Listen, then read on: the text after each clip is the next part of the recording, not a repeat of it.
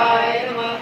ओम देवराज सेव्यमान पावनाद्रिपङ्कजं गायत्रसूत्रमेन्दुशेखरं कृपाकरं नारदादियोगिवृन्दवन्दितं दिगम्बरं काशिकापुरादिनाथ कालभैरवं भजे। भानुकोटिभास्करं भवादितारकं परं नीलकण्ठविस्फितार्थदायकं त्रिलोचनं कालकालमम्बुजाक्षमक्षशूलमक्षरं काशिकापुरादिनाथ कालभैरवं भजे। शूलटङ्कपाशदण्डपाणिमादिकारणं श्यामकायमादिदेवमक्षरं निरामयं भीमविक्रमं प्रभु विचित्रताण्डवं प्रियं काशिकापुरादिनाथ कालभैरवं भजे। मुक्तिमुक्तिदायकं रजतचारुविग्रहं भक्तवत्सलं सितं समस्तलोकविग्रहं विनीतं मनोदयेमकिञ्चिनीलसत्कटिं काशिकापुरादिनाथ कालभैरवं भजे।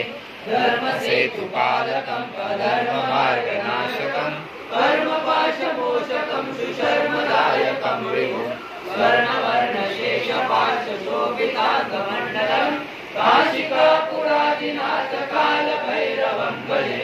रत्नपादुकाप्रभाविरामपादयूनकं नित्यमद्वितीयमिष्टदैवतं निरञ्जनं गुरुविदर्शनाशनं करालग्रस्तमोक्षणं काशिकापुरादिनाथ कालभैरवं भजे। अट्टहासबिम्बपद्मदाण्डकोशसन्तति वृष्टिपातनष्टपापजालमुग्लशासनम् अष्टसिद्धिदायकं कपालमालिकन्धरं काशिकापुरादिनाथ कालभैरवं भजे। भूतसङ्गनायकं विशालकीर्तिदायकं काशीवासलोकपुण्यपापशोधकं विभुं नीतिमार्गकोविदं पुरातनं जगत्पति काशिकापुरादिनाथ कालभैरवं भजे।